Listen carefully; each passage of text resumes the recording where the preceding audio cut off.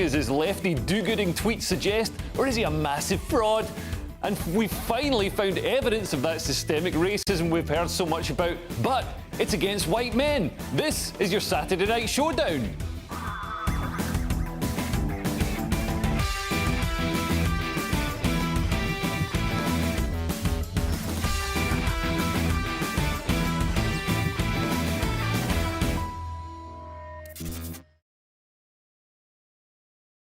Discussing tonight's topics, my brilliant panel joining me tonight are Diane Spencer, Andrew Eborn and the legendary DJ Neil Fox. Let's get your latest news headlines first from Elizabeth Callahan.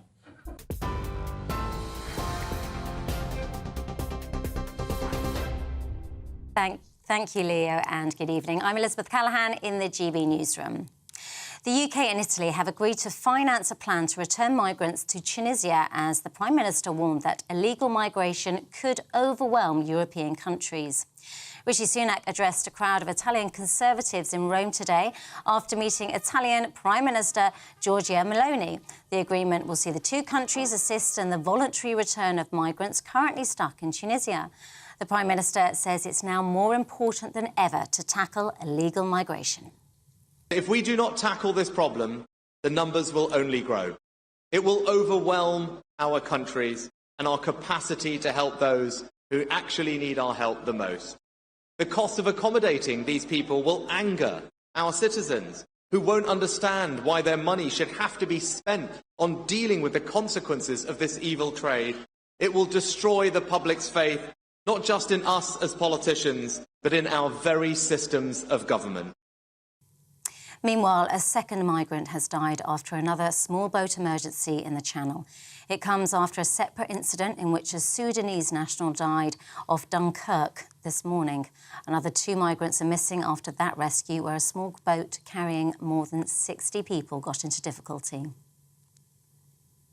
The Israeli Prime Minister has said the country will do everything to bring its hostages home. Benjamin Netanyahu was speaking a day after 3 Israeli hostages were mistakenly killed in Gaza as they were holding up a white flag. Yotam Haim, Samer Talalka and Alon Shamritz were killed after being misidentified as a threat. The Israeli Defense Force has called it a tragic event that happened due to the nature of the conflict. Police in Norwich say there is no indication of third-party involvement after a body was recovered in the search for missing woman Gaynor Lord. That's after authorities carried out a post-mortem examination. Norfolk police say the body will be formally identified tomorrow. A Royal Navy destroyer has shot down a suspected attack drone targeting merchant shipping in the Red Sea. Defence Secretary Grant Shapps said HMS Diamond hit the target overnight with a Sea Viper missile. The ship recently arrived in the region as part of an effort to increase maritime security. And a large copper rooster has been hoisted onto the roof of Notre Dame Cathedral in Paris. The golden weather vane was blessed by the Archbishop of Paris, a milestone in the race to complete the restoration of the landmark building. The cathedral was severely damaged by a fire in April 2019, sending the old rooster crashing to the ground. It will now be displayed as part of the new Notre Dame Museum. This is GB News across the UK on TV, in your car, on digital radio and on your smart speaker by saying, play GB News. Now, it's back to Leah.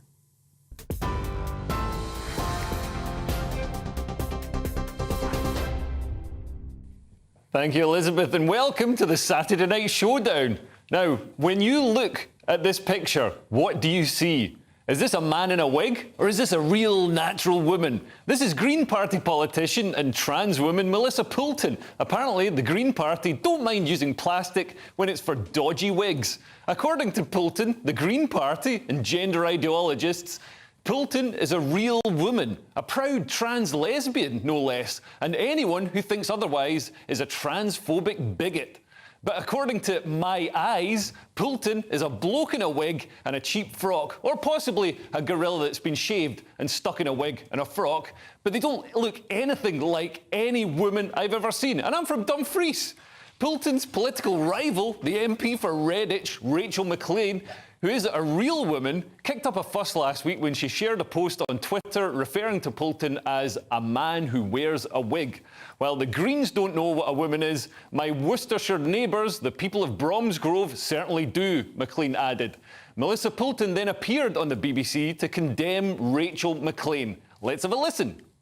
Without a shadow of a doubt, it is a transphobic comment. It's dog whistling at the finest, you know. It's gaslighting, it's everything. By attacking a minority group, it's just, yeah, you know, it's a shame. Eesh, that's a 5-pinter.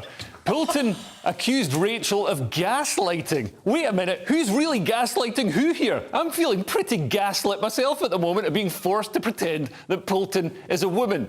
Why am I having to do Poulton's transition in my head? It's not my transition. My brain is already busy trying to remember where I put my car keys and what the capital of Burkina Faso is. I don't have spare capacity to perform the mental gymnastics required to pretend a dumpy bloke is a woman just because he's put on a clown wig. If you want to transition, fair play to you. But it's your transition. It's up to you to convince me. And it can be done. Look at Blair White, born a male but now a convincing trans woman. There's no excuse. You've got to put the work in. Melissa Poulton claiming to be a woman is the equivalent of me claiming to be a brain surgeon because I know how to use a knife and fork. Rachel wasn't just accused of transphobia and gaslighting, she was reported to the police for misgendering, which is a hate crime, apparently. This is very sinister. In the Soviet Union, people were forced to pay lip service to all kinds of lies under threat of imprisonment. Now, the supposedly free world is making its citizens do the same. As George Orwell wrote in 1984, the party told you to reject the evidence of your eyes and ears. It was their final, most essential command. Now, Keir Starmer's Labour have plans to introduce 2-year jail sentences for anyone guilty of the hate crime of misgendering. So anyone who says that Melissa is a man in the wig will be hauled off to the gulag. 1984 was written as a warning of the dangers of totalitarian government, but our ruling class seem to be using it as an instruction manual. It's an insult to genuine trans women who put more effort in than just chucking a pink wig on sideways, and who probably just want to get on with their lives without having a spotlight shone on them and the negative associations of people like Poulton.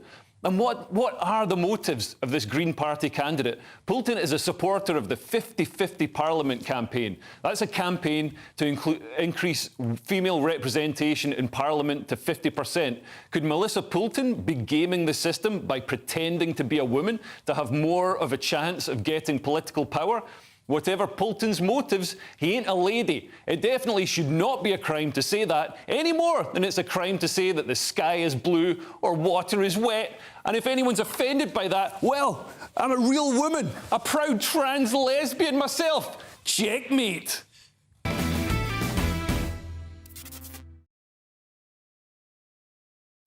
I am joined tonight by the brilliant comedian Diane Spencer, the lawyer and top-quality broadcaster, Andrew Eborn, legendary DJ and presenter, Neil Fox. Diane, I should probably be arrested for many things, but should saying Melissa is a man in a wig be one of them? No, definitely not. You should be able to have your own opinion. I've been called worse than that. And, you know, everybody has sort of the ability to call other people names. Yeah. And everybody has the ability to say things like, Ginger, carrot head, and I get stuff like that. Why can't Mel P? We were saying like Mel P. It's like a... I mean, the Old Spice, absolutely. you work on that basis. Yeah, so you think Melissa Poulton, Mel P could have been a Spice Girl? I think she's very convincing. I think you're being totally unfair. And I thought you were pretty hot in that little wig as well. And this is what I love about this sort of stuff. But also, and Peter Tatchell, to his credit, he came out and said, look, Mel P, as he should probably call her, was there trying to get more women involved with politics. So she was there on behalf of women on that sort of basis. But come on, I mean, like, Neil, I'll come to you on this. I mean, she's saying we need more women in politics, but then she's identifying as a woman, so she's sort of creating a space for herself to then step into. Yeah. Or himself, the I should whole say. thing, I mean, sadly, is slightly insane. And I'm trying to be so impartial and sort of modern about this, but when you said 5-pinter, it did, honestly, the problem is I was holding it together until that point, and then I did really laugh. But I can't believe, really, that this has got to the level it's got to, that actually the sort of neighbouring MP got reported to the police. Yeah. That's now, out of order. they have to, let's be fair, the police have thrown this out and said this is ridiculous. There's no crime gone on here, and they're not going to investigate it any further. Although it was reported as a non-crime hate incident, so these do stay on people's records. They do, and we're going to talk about it later as well, about the high degree of civility. And you sort of turn around, and actually the serious side is actually respect on all sides. Yeah. And it's not just about the people who trans and so on and so forth. There has to be respect there, and we can so on and so forth, but also respect for people who were born as a woman. Yeah. And you need to turn around on that sort of basis. So people need to laugh about this. We don't want to take away all sense of humour, because your 5-pint was the best line all night. And you have to work, vodka, I imagine, and you have to work, you have to work on that premise. But I think respect is key, but it's respect for all parties in the conversation. And also, I mean, I guess respect is important to some people. I don't think so myself, but we seem to be legislating for feelings over basic facts, and also creating dangerous spaces under the self-ID laws that are supported by Labour, supported by the SNP, supported by people in the Conservatives as well. Anybody can be a woman just by saying they're a woman. Anybody can be a man just by saying they're a man, and that means that, you know, in Scotland, male sex criminals can be placed in female prisons, which is obviously, you know, they've got a loophole, they've got an incentive to do that, to get access to those spaces. You can plug the loophole by saying, are you a woman with a hole or a pole? You can work, I guess. I'm just trying to be helpful here. It's legal talk. It's a legal term. Okay. I'm coming as a lawyer here. I think definitions are helpful. Yeah, when I said loophole, I didn't think it was going to be mistaken as a euphemism, some sort of Scottish euphemism for genitalia. But that is, I mean, That's not a Dumfries term, then. Is that what you're telling me? Okay. Have you got a sore loophole? No, it's no. But I mean, this is we're legislating. We're putting the feelings of also, trans people, or people who say that they're trans, because this is the real thing. It's not genuine trans people. Yeah. You know, there's I can't remember his name, but placed in a female prison. Yeah. Isla Bryson. Isla Bryson. Isla Bryson. Yeah, Adam something. Adam something. Yeah.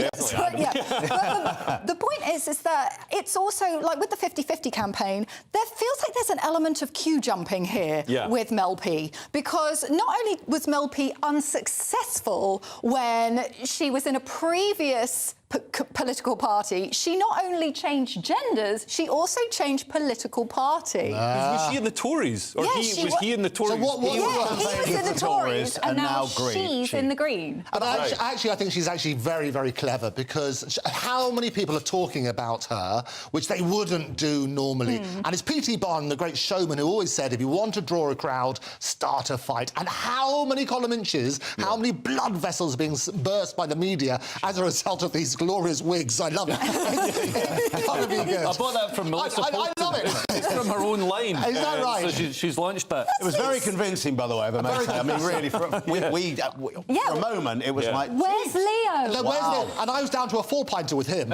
So,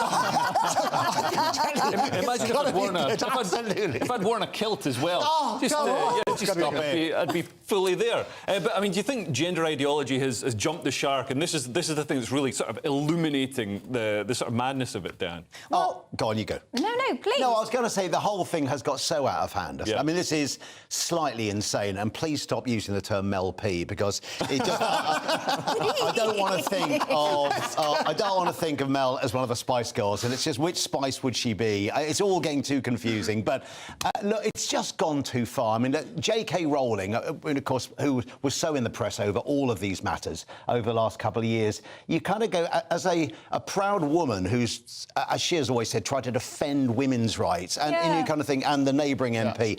She says, it's been hard enough being female for so many years. Do we really have to have this as another thing thrown in there as well? All I'm trying to do is defend women and potentially get more women into Parliament. I think what's really sad as well is that we can't have the discussions. The threats against KKK That's correct. rolling, as in bowling, because that's how it is. Yeah. And the threats against her as a result of just raising issues. But we should have a world where you can talk about issues, and that's the biggest problem I've got with this. And taking the humour out of things, you need to laugh at yourself. That's your starting point. Yeah. And actually, there's some great people who we will respect, however they want to identify, that's great. Get some tips on how you dress and other bits and pieces. Maybe that's the bigger sort of issue.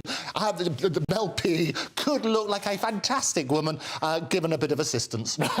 Wise words and compassionate words there from Andrew Eborn. Right, how would you like to win £10,000 cash, brand new tech and shopping vouchers? I thought that's what cash was. Well, you could be the winner of our very first Great British giveaway. Ooh. Here's all the details of how you could make those prizes yours. This is your chance to win cash, treats and tech in our very first Great British giveaway. There's a totally tax-free £10,000 cash up for grabs. Cash which would help make 2024 a whole lot better. We're also going to send you shopping with £500 worth of vouchers to spend in the store of your choice. What would be on your shopping list? If it's a new iPhone, we've also got that covered too, with the latest iPhone 15 Pro Max, which you'll also receive. For another chance to win the iPhone, the vouchers and £10,000 cash, text GBWIN to 84902. Text costs £2 plus one standard network rate message. Or post your name and number to GB01, PO Box 8690, Derby DE1 9TT. UK only. Entrance must be 18 or over. Lines close at 5 p.m. on Friday the 5th of January. Full terms and privacy notice at gbnews.com/win. Good luck. Coming up after the break, it's time for Cursed or Blessed, where I'll run through 3 big stories with my panel and get them to choose the winners and losers of the week. And we'll also show you what happens when this lady tried to get down with the kids.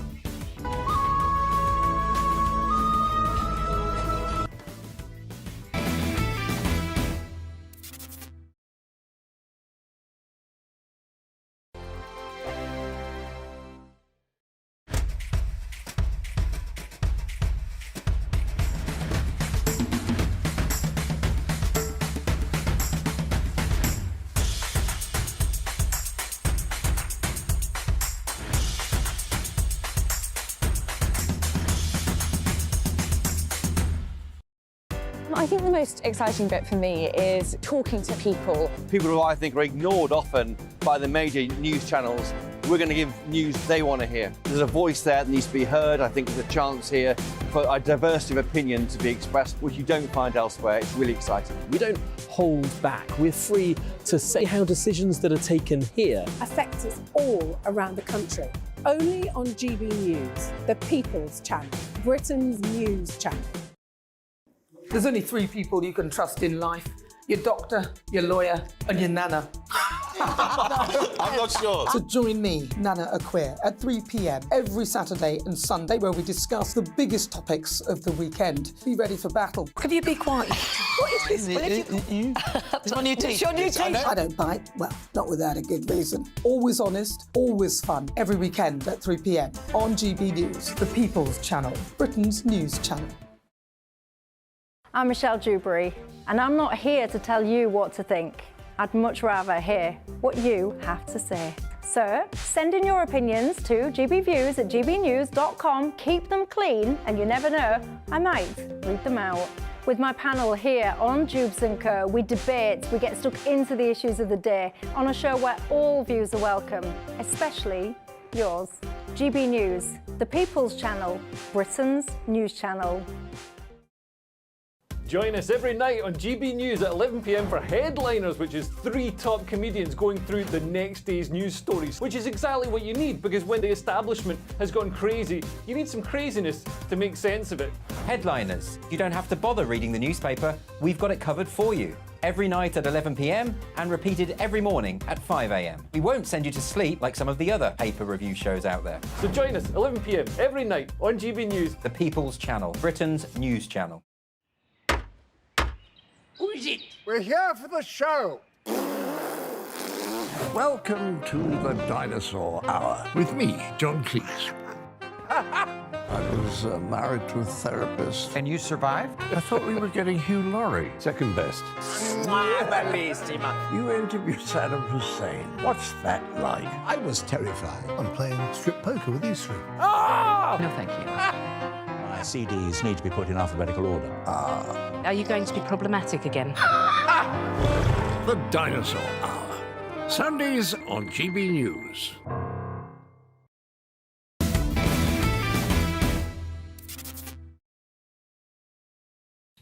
Welcome back to the Saturday Night Showdown with me, Leo Curse. Now, let's see what happened to that lady who tried to quite literally get down with the kids.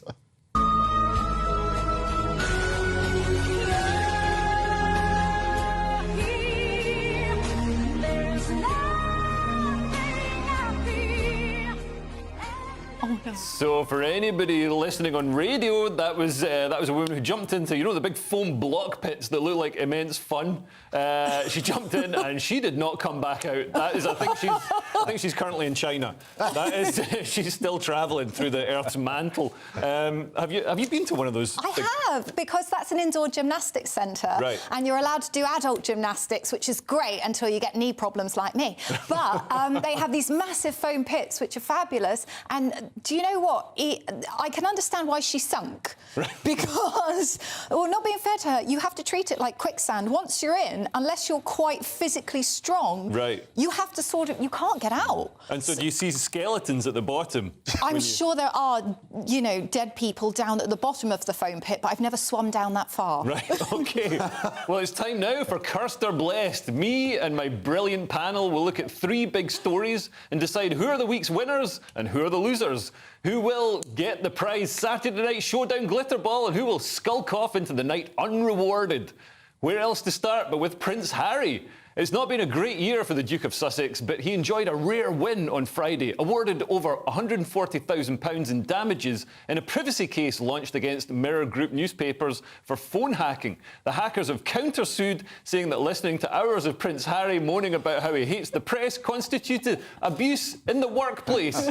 Now, Andrew, is Prince Harry cursed or blessed? Well, I think this is a win for Harry. I'm probably one of the few people in the country, probably the world, that speaks up for Harry. I think he does. I think he does glorious stuff with Invictus Games and so on and so forth. I was actually in court with him during part of this trial, so I heard some of the evidence, and there's some really important things. And Piers Morgan, he's come out as well. He's got his own views, and we know publicly about his battle with Harry. Yeah. And he categorically said he was never asked to be a witness. He was never asked on either side. He would have done there. He also confirmed that he's never, ever, ever hacked anybody's phone or suggested to anybody. He has minions to do it for him. But he did, and I was checking this because I want to absolutely make sure on this. He's got a book called The Insider, which was published in July 2004. And this is Piers Morgan. This is Piers Morgan. And I've got it here. There's a little quote in here which he basically says, but somebody suggested today that people might be listening to my mobile phone messages. Apparently, if you don't change the security code that every phone comes with, then anyone can call your number, and if you don't answer, tap in the 4-digit code to hear all your messages. I'll change mine just in case, but it makes you wonder how many public figures and celebrities are aware of this little trick. Well, apparently there are a lot of people waiting in the wings. There are another 80 people waiting to sue Mirror Group newspapers and obviously other newspaper firms, News International, the Daily Mail. People behind the Daily Mail have been involved in various cases as well. So, I mean, this is something that presents an existential threat to a lot of these newspapers. Yeah, no, it does. I mean, I know of people who have been hacked and what have you, and have taken on various news groups in the past. Look, for Harry, it is a rare win, and people haven't said many good things about him. He was, you know, a royal who was the most popular royal for a bit. You have to, in a way, before Meghan came along. The Invictus Games, everything he'd done in the army, it was all fantastic stuff, real boys' own stuff. And then it all has gone a bit peak-tong over the last few years, but let's be honest. But it was a rare win on Friday, although then I can understand why Piers said what he said was, yeah, on the one hand, you don't like press intrusion. On the other hand, you're happy to do it and sort of basically tell everything about your own family and what have you near your dirty laundry. Yeah. So, and that's what Piers was having to go at him about. But on the one hand, he was hacked, that is wrong, he won. So, yeah. I think this is definitely a win. So 3 for 3. It's a win for Prince Harry, and it's nice that he's actually earning his own money. Isn't that good? Yeah. How long do you think that'll last him in California? Oh my God! It's like 2 trips to the sushi bar. I think also it's cute because he turned up. He actually went to work, which he hasn't done for Spotify or Netflix. So isn't that nice? He turned up and made some content and got paid for it. And Andrew, I mean, as a lawyer, are you worried about what this could mean for journalistic freedoms? Because obviously journalists sometimes, if they're doing investigative reporting, and I'm not saying that this is, hacking Prince Harry's phone is, is a particularly good example of investigative reporting, but to uncover things, the Watergate scandal or whatever. Journalists sometimes have to bend the rules. Well, I think the rules are there for a very particular reason. So absolutely, and Piers is warning to people, and that's what it was in his book, if I got that right. He's made it clear he has never hacked anybody's phone. Right. He was warning people about that. Right. And it's not about that. The press are very good at investigating things. Don't break the law to do it. OK, don't break the law, and that's a win for Prince Harry. Next up, we've got BBC presenter Gary Lineker, who's been waging a war on the government, signing a letter calling on them to scrap the Rwanda plan and then mocking any MPs who dare to question him. The strangest thing is that Lineker earns millions of pounds for doing barely any work, so you might think he would identify with Conservative MPs. Diane, is Gary Lineker cursed or blessed? I think he's cursed because, well, no, I do, because the actual argument is not that he signed the letter in opposition to the Rwanda bill. It's actually because he then decided to get personal and down and dirty on Twitter with 3 MPs. Like, he put up this photo of Grant Shapps with Grant Shapps' multiple names, and he offered Lee Anderson a job with Walkers, which I think is the stupidest thing that Gary Lineker could have done. By all means, mess with the BBC, because that'll take a long time to unravel. Don't mess with your sponsor. You've just messed with Walker's crisps. Are you insane? Did Walkers say anything about this? I think that they should. I think they're going to get very salty. And I think that they're going to... I mean, I personally would. I'd be very annoyed if one of my star sponsors was doing this. And Lineker thinks he's untouchable, which is why he can do all of this. And pride comes before a fall, so I think he's cursed. Yeah, and he makes a packet from that Walkers deal. Hi, champion. I mean, Gary Lineker, he used this defence in court. He said, my political activism, my tweets, or his lawyers said on behalf of him, mean that I'm not a regular BBC employee. And he managed to sort of weasel his way out of a £4.9 million tax case with HMRC. Well, it's very simple, and actually, he's right. The one thing we have to do, it's simple to weasel your way out or whatever, but the principle is this, is that we have to get it right, and as you've wisely said, he wasn't being told off because of breach of policy for what he said about signing the Rwanda thing, because they said that's consistent with the policy. You're allowed, he's a non-news presenter, and therefore he's allowed to have his views. The complaint that they had is calling a man with a wig on, a man with a wig on.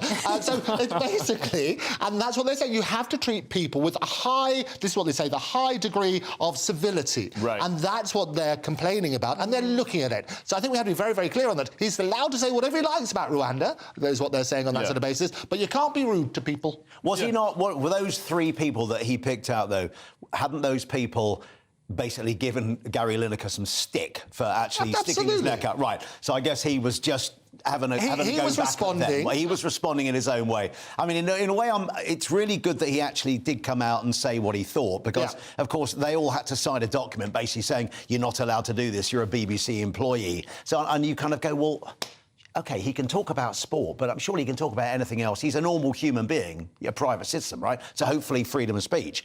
But so I was worried that he might be gagged, but he did come out and say, but for which he had been suspended, of course. So now he was, I suppose, I suppose he could be antagonising his employees once over again. The guy that might be the next DG. Samir Shah. Yeah, thank you very much indeed, sir. My learned colleague, he was saying, I think he's slightly in dodgy territory, but I don't think what he actually said was wrong. No, I read that the other way.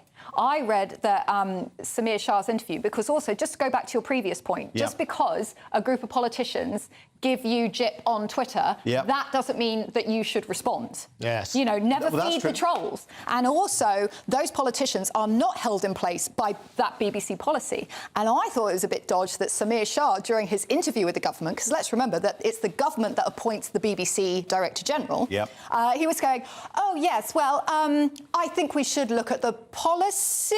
Do I get the job if I get rid of Gary Lineker? Wink. Yeah, but you have to have a bit of banter. I mean, come on, you cannot tell presenters, you can't engage. Somebody rubbishes you and you can't respond, you've just got to sit there. And he was quite right on one of them. What Gary said is, you should read the rules. Because if they criticise about commenting on Rwanda, he's allowed to. And they've confirmed that he was allowed to comment about Rwanda. Well, I'm overriding you. I think he's cursed. I think he's cursed. He pretends to be this woke, hey, guys, let's be socialists. So the government should do all this stuff for people. It's like, if you paid your taxes like HMRC asked you to, instead of like keeping that £4.9 million and pretending that your political activism is, makes you not a regular BBC employee. If you gave the government that £4.9 million, they could do all the things that you want. Gary. Anyway, last up in this week of Cursed or Blessed, Southwest Airlines, who have hit the headlines for introducing a policy whereby overweight passengers get extra seats for free to accommodate their extra-sized buttocks. The usual suspects are up in arms, accusing the airline of rewarding obesity, while shrewder characters have started piling on the pounds ahead of their holiday to the USA next year. Now, Neil, are Southwest Airlines cursed or blessed? I think they're absolutely insane to me. Honestly, really. Do you know, look, you're a very tall human being, okay? So if you get on a plane, did you get one that has extra leg room? No. Not at all. Not at all. Well, sometimes if I'm very nice, I say, like, look at me. Look at the circus freak. Look at the circus freak you're trying to cram into the cigar tube. Please, can I have a seat with extra leg room? And sometimes they're nice and they do it, but not on Ryanair. Oh, it's crazy. And there is a lady who, for whatever reason, has many millions of followers on TikTok, who is, I think, a 6 times XL lady in America, who's saying, oh, it's about time they did this. And we've all sat next to maybe someone who is slightly larger, where they've spilled over into your seat, and you're literally like this. Yeah. And you go, OK, this is a real pain in the... Well, I was going to say pain in the arse. It is. It's squashed right over, literally. I think it's crazy. What does it mean? If they can actually have free seats, then maybe very tall people, but they're also saying that there are people with medical problems that might require 2 seats, where they go, well, you need to buy another seat. Right. So the people with medical problems seem to be consistent. Yeah. People with medical problems have to buy another seat, but people who have, quite often through a lifestyle choice, eating lots of donuts, not doing any exercise, have become obese. They get a free seat, and that seems hugely unfair. The way the system works, as I understand it, is you buy your 2 seats first of all, and then you can go up to them and you can waddle in and sort of say, look, I'm a bit big, therefore I spelled out of the other one, and you get a refund. So that's how it works. If you don't give it to me, I'm going to eat you. I'm going to eat all the crisps that Gary Lineker's no longer going to get. And give us another 5-pounder. So what you're going to do, you're working on that sort of principle. What I think people should do, though, which is a great policy, they should weigh people with their luggage. Yes. You turn around. If you do on a helicopter, you work on that sort of basis. Doesn't that make sense? Should that be our new policy? Yeah. But isn't that unfair on tall people? Because I weigh more, but it's not because of... Well, we'd have trouble, and we have to pay extra for legroom, so I think you're right. But you work on the base. That's why I get somebody else to carry the bag. And you work on that sort of principle. But I think it makes sense, doesn't it? You go on a helicopter, they put you in a certain place, they work out the weight and so on and so forth. There's no point saying I've got 3 extra kilos here, I'm carrying extra 40 kilos here. You've got to work on that premise. Well, also, the way that they're measuring this is only by width. So they're not doing it by height, BMI or weight, just your width. So my theory is get a hula hoop and put it under your jumper so that you are purposefully wide. You can't put the seat down. You get a free seat whether you're skinny or not. Wow, Diane has got this all worked out. Absolutely. Well, coming up next, it's time for Multiculture Corner, as the latest drives for diversity and inclusion seem designed to actually exclude one specific group. Can anyone guess what it is? Plus, I'll reveal what happens when one woman had to resort to when attempting a spot of DIY.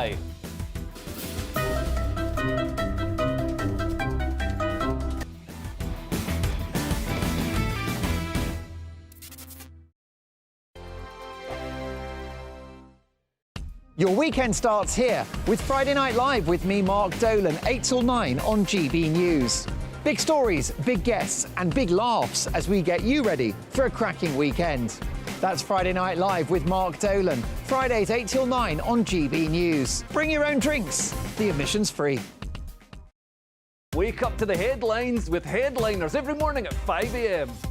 We treat you to the day's biggest stories before anyone else, 7 days a week. You can catch up on everything you need to know before you've even had your kippers.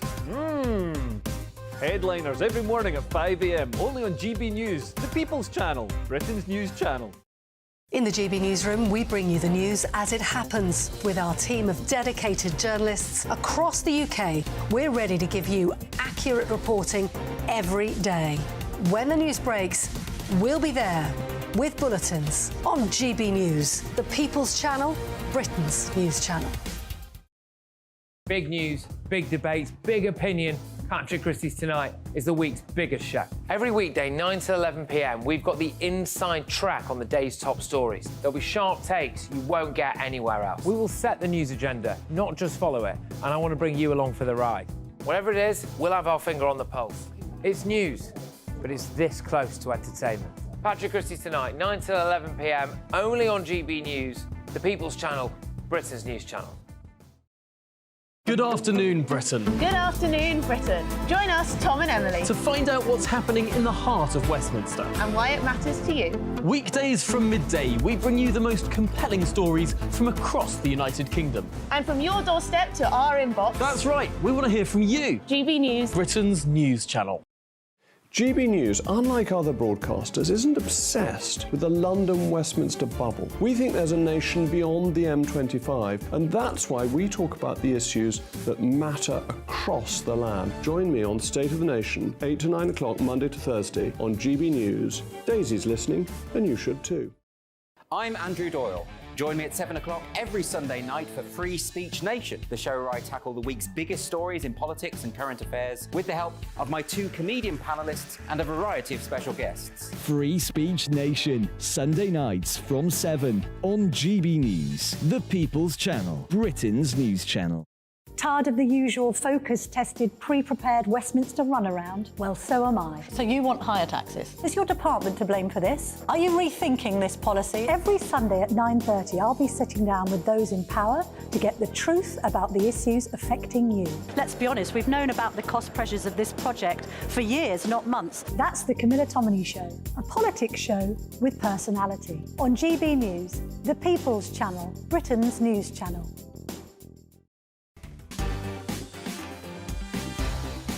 On Mark Dolan tonight, in my big opinion, Wales's First Minister Mark Drakeford says goodbye, and I say good riddance. And why it's time for people to stop announcing they've got COVID and get on with their lives. In my take at 10, my reaction to the Duke of Sussex's phone hacking victory. Sorry, Harry, you're no victim. Plus my top panel and legendary dancer and personality Wayne Sleep. We're live from 9.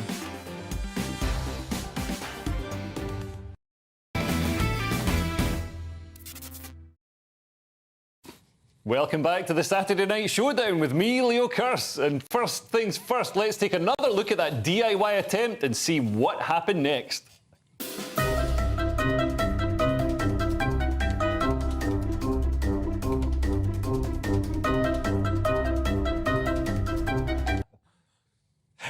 For anybody listening on the radio, that was a woman doing some DIY. She had a drill. It was obviously a bit tough to drill, so she got a hammer out and started hammering the drill into the wall, which is, I mean, I don't know, that shows, it's like... Initiative. Combination. Initiative, exactly. It's good. I think combining tools. There was a touch of the sadist about you, though, Leo. Let's be honest, because so far there's been basically most of your clips are going to end with people getting hurt. They are. There is a consistency to that, isn't there? It tends to be people falling off step ladders.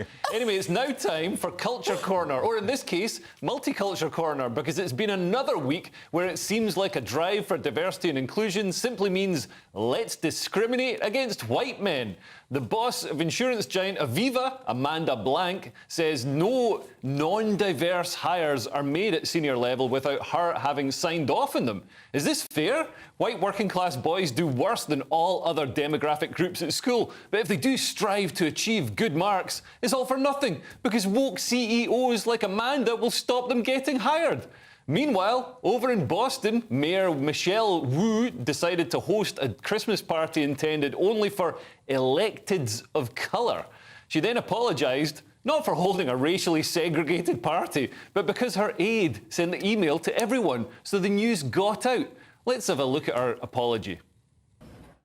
I think we've had individual conversations with everyone so people understand that it was truly just an honest mistake that went out in typing the email field, and I look forward to celebrating with everyone at the holiday parties that we will have besides this one as well. So it is my intention that we can again be a city that lives our values and create space for all kinds of communities to come together.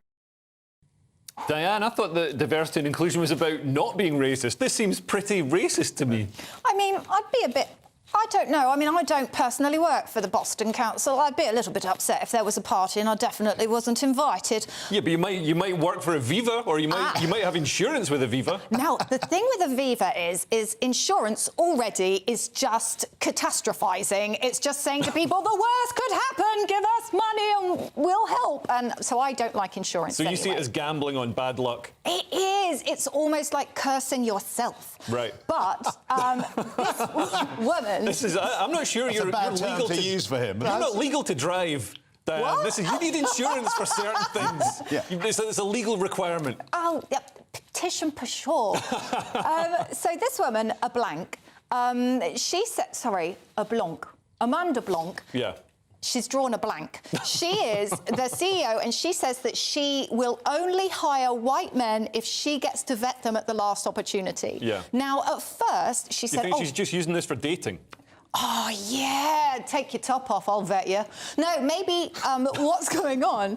I said to Andrew before the show, I said, well, you know, she said it's to stop people from sort of hiring their mate. And then Andrew made a very good point. He said, yes, but would she do it to a man who wants to hire his mate who's a woman? Yeah, you see. Not going to do it. I also pointed out what I love is her name, because she's Amanda Blanc, which means white in French. And, and you're working on that sort of principle. What I also love about the one about Boston is you got they're called elected of colour. Yeah. But obviously, as it's American, there's no you in colour. See what I did there? Too clever for Saturday. Far too clever. And we have other jokes. Yeah, it's got to be good.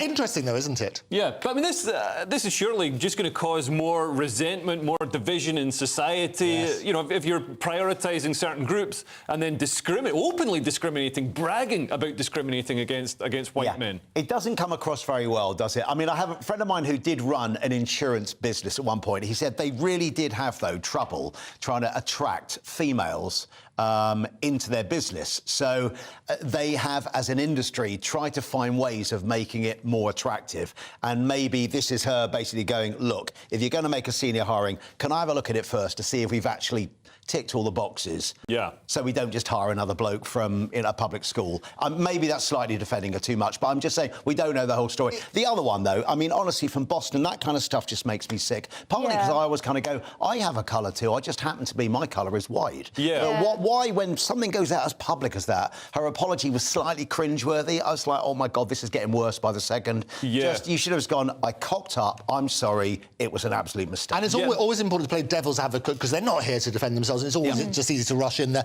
I think for the Aviva situation, you want to redress the balance. If they need to make sure it's a 50-50 hiring across the sexes, or why does it have to be 50-50?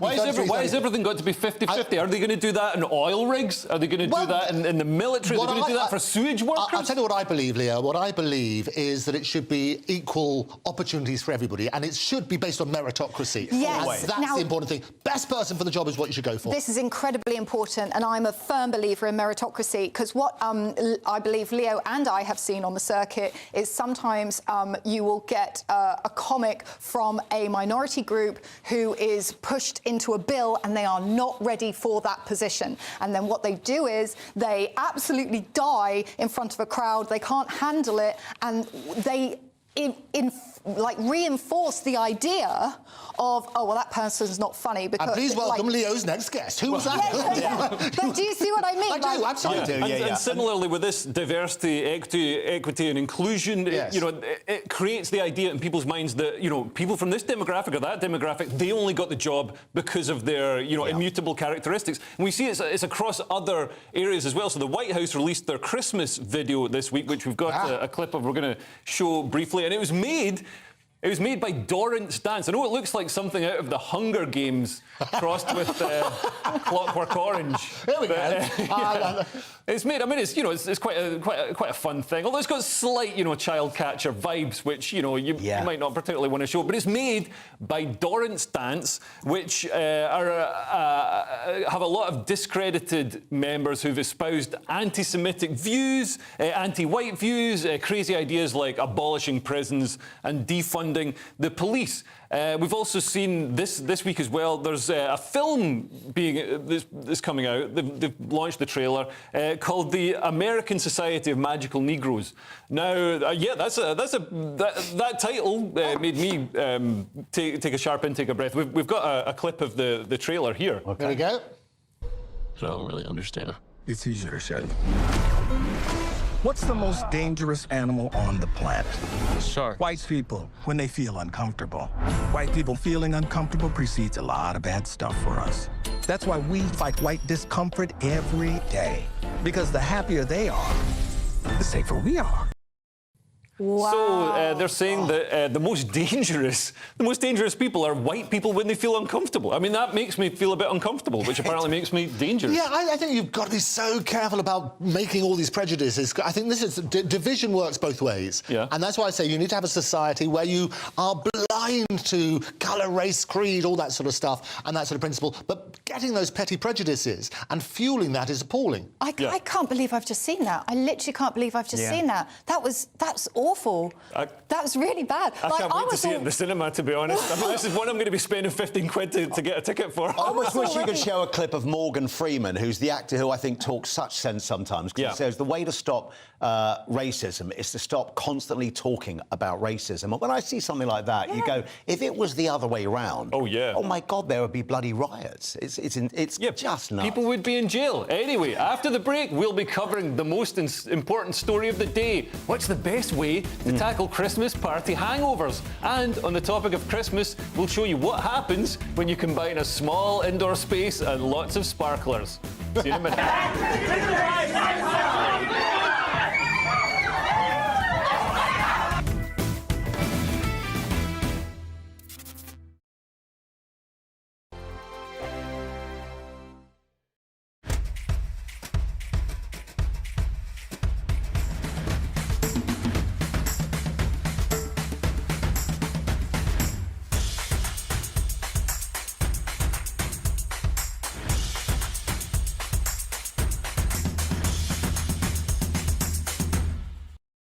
I think the most exciting bit for me is talking to people. People who I think are ignored often by the major news channels.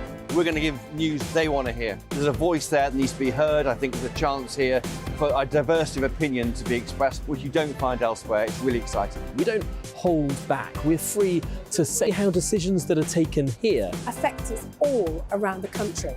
Only on GBNews, the People's Channel, Britain's news channel. There's only three people you can trust in life: your doctor, your lawyer, and your nana. I'm not sure. So join me, Nana Aquia, at 3 p.m. every Saturday and Sunday, where we discuss the biggest topics of the weekend. Be ready for battle. Could you be quiet? What is this? It's my new teeth. It's your new teeth. I don't bite. Well, not without a good reason. Always honest, always fun. Every weekend at 3 p.m. on GB News, the People's Channel, Britain's news channel. I'm Michelle Dewberry, and I'm not here to tell you what to think. I'd much rather hear what you have to say. So send in your opinions to gbviews@gbnews.com. Keep them clean, and you never know, I might read them out. With my panel here on Jubes & Co, we debate, we get stuck into the issues of the day on a show where all views are welcome, especially yours. GB News, the People's Channel, Britain's news channel. Join us every night on GB News at 11 p.m. for Headliners, which is 3 top comedians going through the next day's news stories, which is exactly what you need, because when the establishment has gone crazy, you need some craziness to make sense of it. Headliners. You don't have to bother reading the newspaper. We've got it covered for you. Every night at 11 p.m. and repeated every morning at 5 a.m. We won't send you to sleep like some of the other paper review shows out there. So join us 11 p.m. every night on GB News. The People's Channel, Britain's news channel. Who is it? We're here for the show. Welcome to the Dinosaur Hour with me, John Cleese. I was married to a therapist. And you survived? I thought we were getting Hugh Laurie. Second best. You interviewed Saddam Hussein. What's that like? I was terrified. I'm playing strip poker with these three. Oh! No, thank you. My CDs need to be put in alphabetical order. Are you going to be problematic again? The Dinosaur Hour. Sundays on GB News.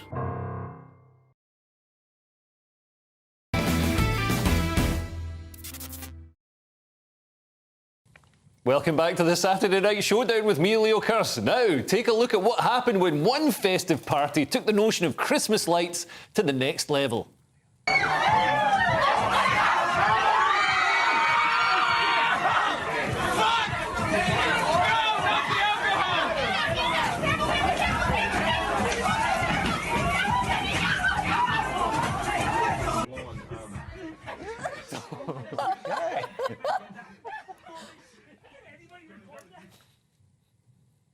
And we'd like to apologise right now for that swearing. It was meant to. We were meant to play it with no sound. We accidentally played it with the sound. So yeah, apologies for that language. We're all thinking the same though. But worthy. I mean, I think I can understand them using that language, and that's a worthy warning. You know, a lot of Christmas trees, Christmas decorations, they are quite flammable, and it's a time for candles. Can I suggest that if your Christmas tree does go light and you have a crowded room, you don't brandy it round everybody, because that is not the best way of doing that. But there is a pattern in the videos that you showed. It's all death and destruction, isn't it?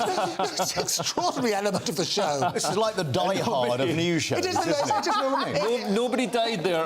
Nobody did die. Apart from one Christmas tree. One Christmas tree. It is the Darwin Awards, as we said earlier. No, crazy, isn't it? Very dangerous. But don't have indoor fireworks, because it's pretty dangerous on that basis.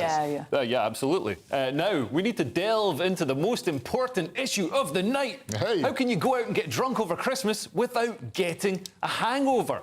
Apparently, some people even suffer from 2-day hangovers where they wake up 2 days after the drinking session and still feel the worse for wear. There's no harm in that, you might think, but one report suggested that people going into work hungover cost the UK between 1.2 billion and 1.4 billion pounds each year in lost productivity. I mean, to be fair, that is a tiny amount compared to obesity, which costs us 100 billion. So maybe we should get drunk instead of eating donuts. But if the Mirror cancelled this year's Christmas bash, maybe they can afford their legal bills. Neil, what are your tips for avoiding hangover? You must have, as a legendary DJ, you must have got hammered many times. I actually try not to drink too much. That's a pretty good cure. But everyone always says if you have plenty of water before you go to bed, isn't that the big cure? Yeah. Or if you wake up the next day, surely it's got to be fried egg, bacon, sandwich with lots of brown sauce, no? No, see, because your body, you flushed out a load of nutrients, and actually what you want to do to fix your hangover quicker is to have a nice salad, things like beetroot, things that are really good for the liver, to kind of get all of your vitamins going through you. That's so cool. I'm sorry, your hangover, you've had a really good night the night before, you feel absolutely rough as a dog the next morning. Let's have a nice salad and beetroot. Are you serious? I want the fried egg. But talking of dogs, it was Lemmy's advice about hair of dogs. He basically said... And this is Lemmy from Motorhead. Lemmy from Motorhead.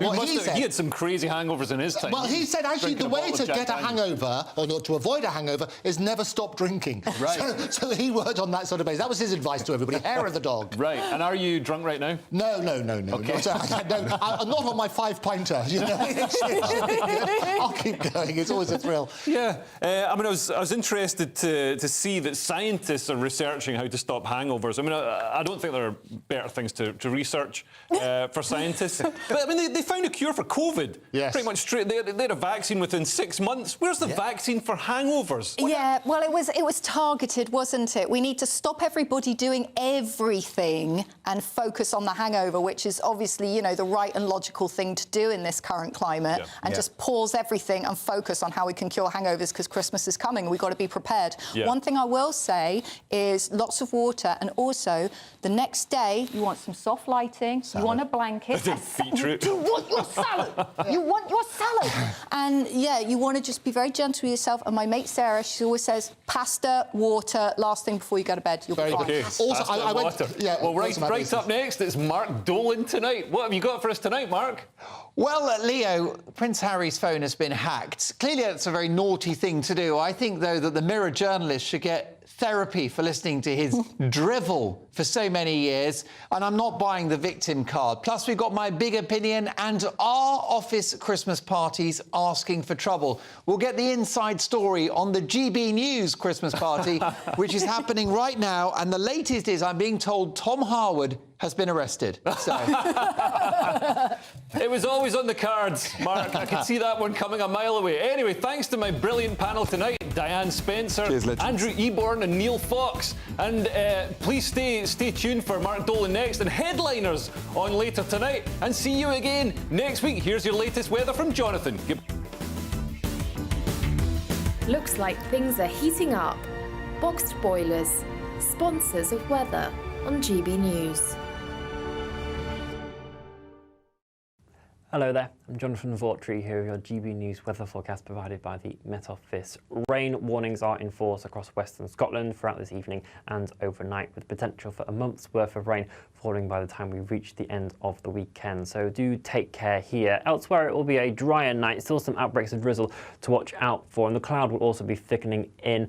Where you hold on to a few clearer spells, you might see the odd mist patch, temperatures perhaps getting down into 6-7 degrees Celsius, but elsewhere it will be an unseasonably mild night, not falling much lower than 10 or 11 degrees Celsius for Northern Ireland and Scotland. That rain then in place still for Western Scotland. It will be persistent throughout the day on Sunday. Potential for flooding and transport disruption, even some landslides due to this amount of rainfall. Again, England and Wales should stay drier. The cloud wanting to break its way up into the afternoon, particularly to the eastern side of the country. Temperatures here again 11, perhaps ranging into 13 degrees Celsius. As we head into Monday, that frontal system that is stuck across northern Scotland will slowly drift its way southwards, now spreading more into Northern Ireland, Northern England, parts of Wales as well. Will turn into quite a drab, dreary and damp day for many of us. The far southeast perhaps staying drier, still with a fair amount of cloud around, but some brighter spells pushing their way into the far northwest of Scotland with a few showers, but also some fresher and cooler conditions. So temperatures will be falling their way off across northern areas of the UK as we head throughout next week. Bye-bye. A brighter outlook with Box Solar, sponsors of weather on GB News.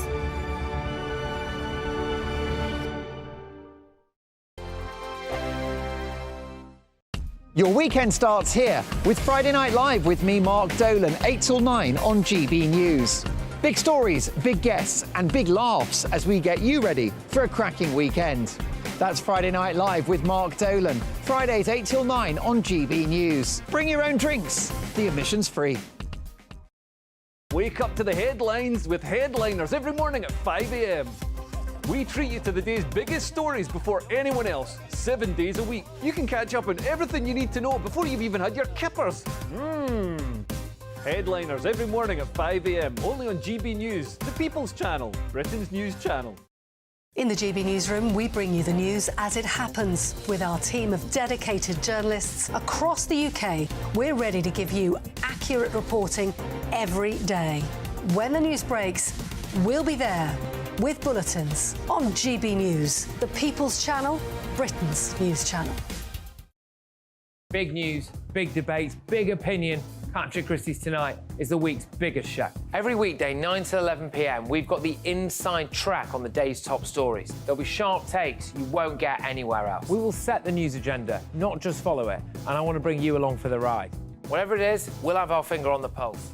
It's news, but it's this close to entertainment. Patrick Christie's Tonight, 9 till 11 p.m, only on GB News, the People's Channel, Britain's news channel.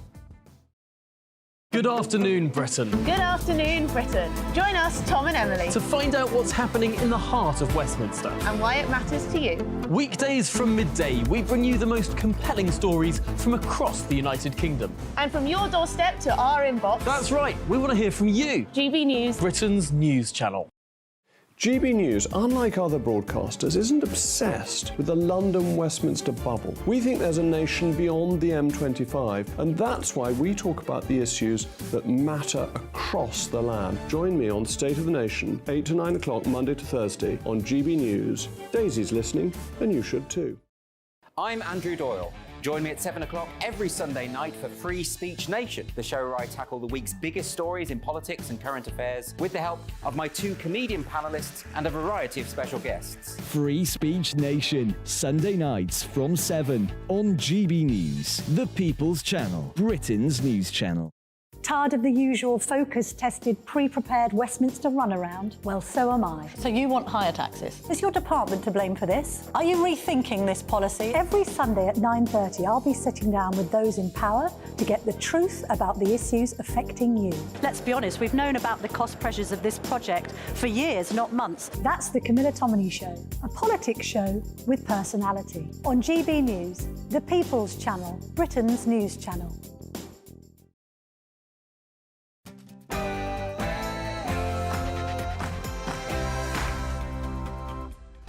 Good evening, it's 9 o'clock on television, on radio and online in the United Kingdom and across the world. This is Mark Dolan Tonight. In my big opinion, Welsh First Minister Mark Drakeford says goodbye, and I say good riddance, and why it's time for people to stop announcing they've got COVID and get on with their bloody lives. My Mark Meets guest is one of the big stars of 90s pop music, a man who went from selling 6 million albums a year worldwide to booze and drugs hell. Jimmy Constable from the hugely popular boy band 911 tells his story shortly. Meanwhile, in the big story with Christmas round the corner, our pantomime's now outdated. We'll debate that with 2 top panto stars live in the studio.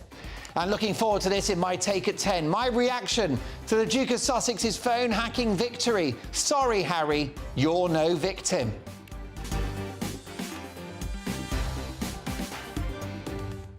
So 2 hours of big opinion, big debate and big entertainment. This is your perfect Saturday night in. I'm going to get you some of the exclusive news from the GB News Christmas party, which is happening as we speak. I believe there have been 2 arrests and Tom Harwood is now in a van. I'll get you more on that shortly, but lots to get through. 2 hours of fun, 2 hours of debate. Why don't you crack open something cold and bubbly, and let's have the news headlines with a brand new star on Mark Dolan tonight, Elizabeth Callaghan.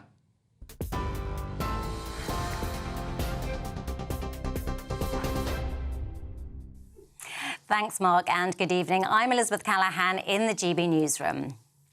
Israel's defence minister says he bears responsibility for everything happening in the war after 3 hostages were mistakenly killed.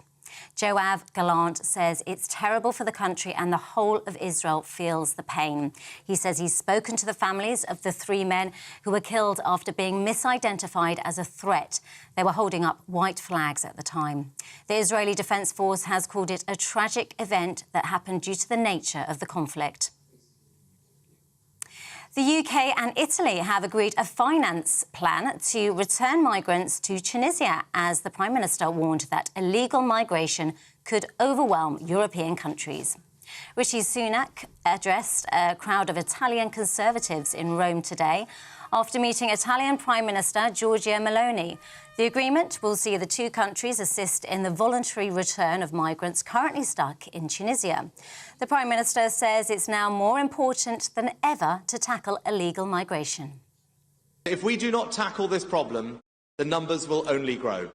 It will overwhelm our countries and our capacity to help those who actually need our help the most. The cost of accommodating these people will anger our citizens, who won't understand why their money should have to be spent on dealing with the consequences of this evil trade. It will destroy the public's faith, not just in us as politicians, but in our very systems of government. Meanwhile, a second migrant has died after another small boat emergency in the Channel. It comes after a separate incident in which a Sudanese national died off Dunkirk this morning. Another 2 migrants are missing after that rescue, where a small boat carrying more than 60 people got into difficulty. Police in Norwich say there's no indication of third-party involvement after a body was recovered in the search for missing woman Gaynor Lord. That's after authorities carried out a post-mortem examination. Norfolk police say the body will be formally identified tomorrow. A Royal Navy destroyer warship has shot down a suspected attack drone targeting merchant shipping in the Red Sea. Defence Secretary Grant Shapps says HMS Diamond hit the target overnight with a Sea Viper missile. The ship recently arrived in the region as part of efforts to increase maritime security. And a large copper rooster has been hoisted onto the roof of Notre Dame Cathedral in Paris.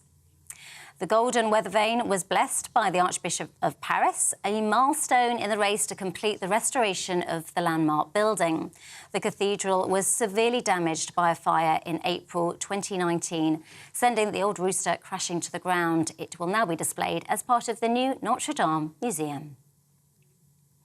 This is GB News across the UK, on TV, in your car, on digital radio and on your smart speaker by saying play GB News. Now, it's back to you, Mark.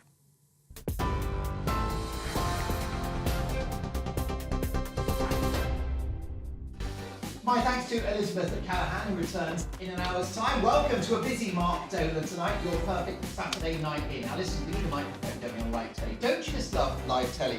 Can I tell you that GB News is such an efficient company that the presenters sort out their own microphone. Is this on? There you go. Director Andy will be so proud. So listen, folks, here we go. See, it's important, isn't it, that from time to time you prove that it's live. You watch Anton Deck, OK? You watch, I don't know, This Morning, whoever presents that these days. It's all rehearsed, it's all scripted, it's all pre-recorded, but this show is live, as you have witnessed. And folks, we've got a busy show for you. In my big opinion,